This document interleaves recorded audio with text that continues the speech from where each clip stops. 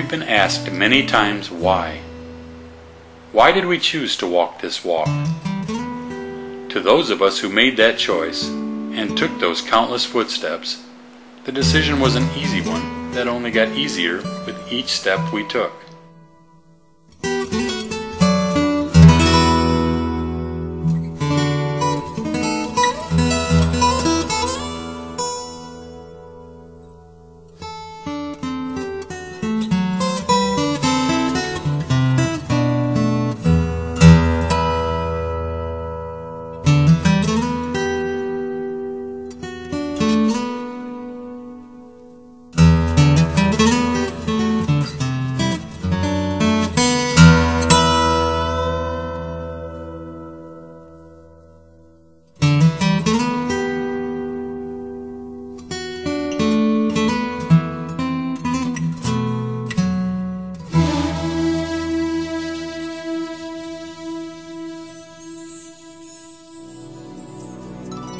The Orange Walk started, officially, on April 5th, 2008 in Ho Chi Minh City, Vietnam.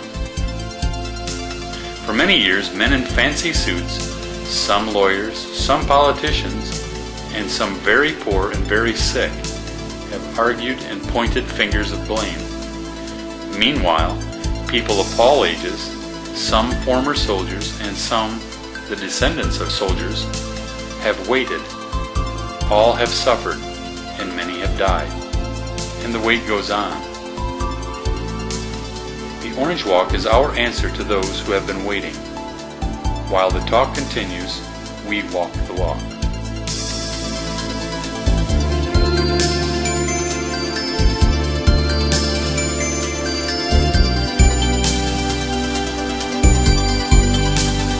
On day 2 of the Orange Walk, we detoured to the home of Lua in Bien Hoa.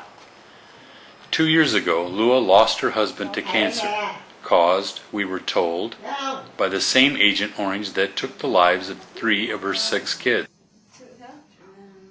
Yeah, and she's 35 years old. Lien and Hien are 2 of the surviving children, but life for these 2 has been far from easy. Lua's eyes filled with tears as she told us of the time she last attempted leaving the girls alone so she could go to work. A neighbor heard the terrified screams of the sisters and was shocked to scare off an intruder as he had tried to rape the girls.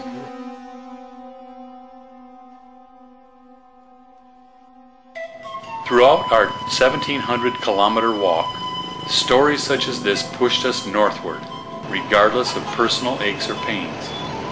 In Phan Thiet, we were introduced to a 4-year-old boy named Yung. It was here that we learned a lesson in patience from a lady named Nhan, his mother. Kids affected by Agent Orange. This is the oldest one, and they don't know that whether the kids got infected. Xin lỗi em. Xin lỗi.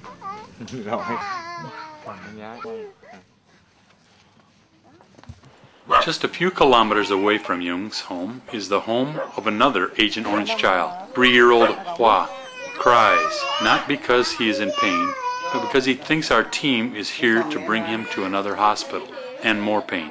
Although his physical problems are easy for all to see, he's a beautiful child with an inquisitive mind. In spite of his disabilities, he has no trouble at all when it comes to scooting on one knee across the floor.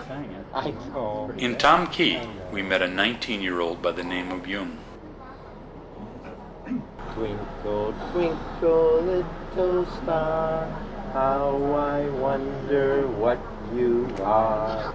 Up above the world so high, like a diamond in the sky. Twinkle, twinkle, little star, how I wonder what you are. Maybe it's like Stairway to Heaven more. Yeah. Regardless where I see the kids who suffer with dioxin problems, it breaks my heart to see that. I don't know how anybody could look upon a suffering child like this or any human being like this and not be affected by it. I know that it makes me feel so bad that I was part of a war that introduced a chemical that would do something like this. It was dumped on me too, but at least I had a choice, you know, to come to a war. And these poor kids never had a choice in anything. They just suffer. Regardless of where we went, though, we always found these amazingly beautiful kids.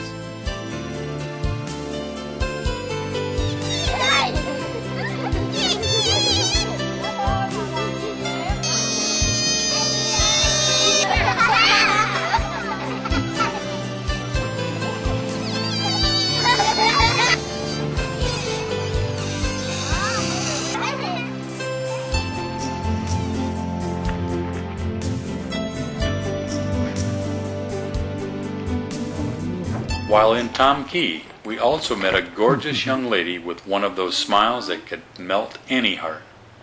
Our own Peter Mills shares some thoughts about I and others with Bawan. The kids with Agent Orange, and they having like they suffering with pain, and you've been on the wheelchair for many years, and we know that you have pain too. So how do you think about, I mean, to compare to you? You can never compare. Yeah. Everybody is different. Yeah. You know, we're so individual. One person will feel more than the other. Yeah. Some people will function more than the other. Some will understand and speak better than others. Yeah. And so we're all different. Yeah. And Same, we need to consider that. Yeah. Yeah. She's such a special girl. Yeah. She's filling your heart full of love. She helps us all. Yeah. Thích để tóc dài hả? She likes the hair to be long. Yeah, that. Look at her. With beautiful hair. Yeah.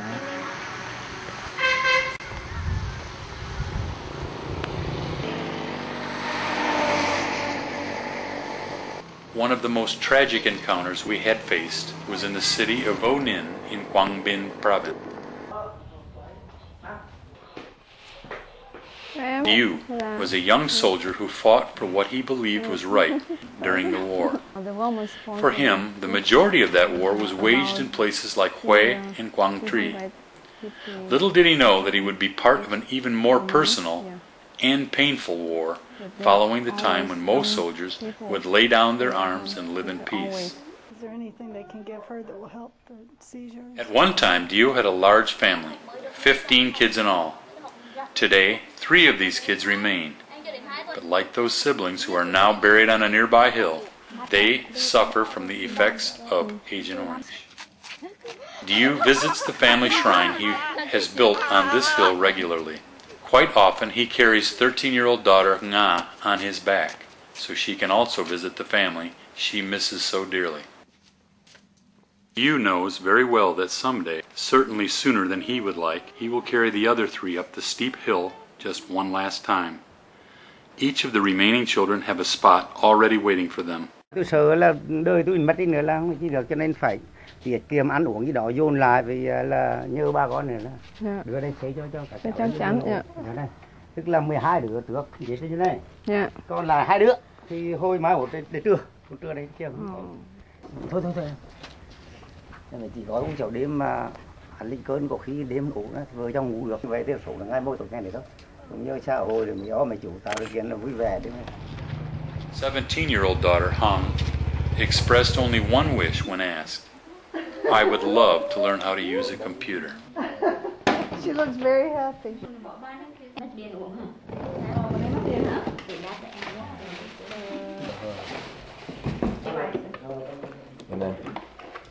Computer also.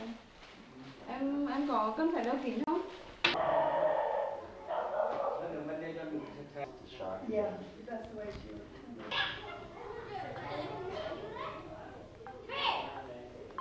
Tôi sẽ hát cho những vui, những nỗi buồn. Tôi sẽ hát cho ngọn lửa mãi vẫn cháy trong tim. Hạnh phúc sẽ đến với tôi và sẽ đến cho mọi người. Hát về một ngày mai tươi sáng rạng ngời.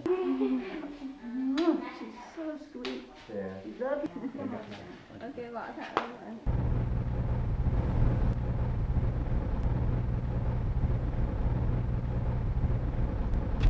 I wonder if she's been up there. Wow. You know, What a thought, huh? for her to go up there having such clear thoughts and to see two spaces for And future would you- graves. What would she ask? Which one is mine? Yeah, and you know she would know. Yeah. So I thought about that many times, that maybe, hopefully, they don't carry her up the hill. On June 1st, 57 days after beginning the Orange Walk, our team arrived in the capital city of Hanoi. Here, joined by many local university students, we made our way to our goal, Hoa Binh Village, which means peace.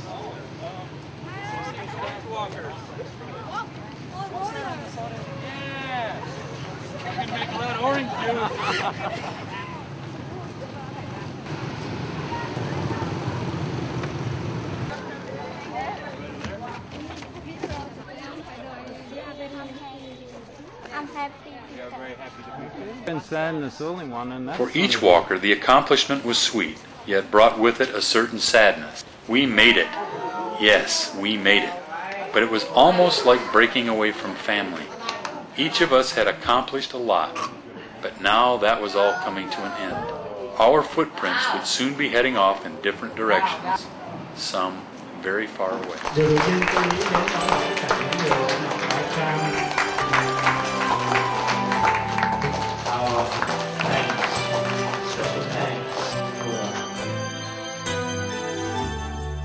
From a distance, the world looks blue and green, and the snow-capped mountains white.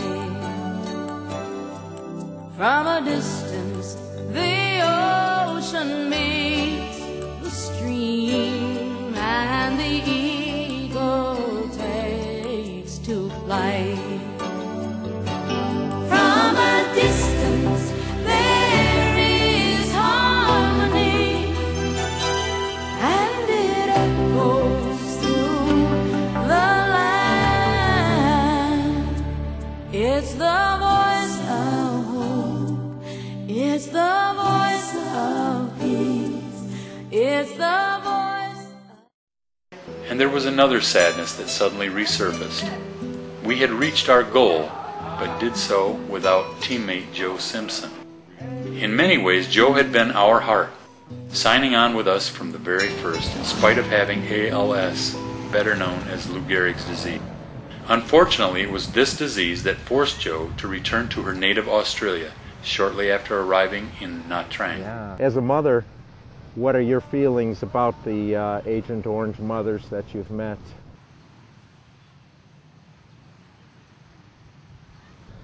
My heart aches for the suffering of not only the children but their mothers also. Having to lose 3 days would break my heart, yet the women I have met show remarkable dignity and courage. I am humbled by that. Still, Joe gave her all and was truly with each one of her teammates as we walked that home stretch.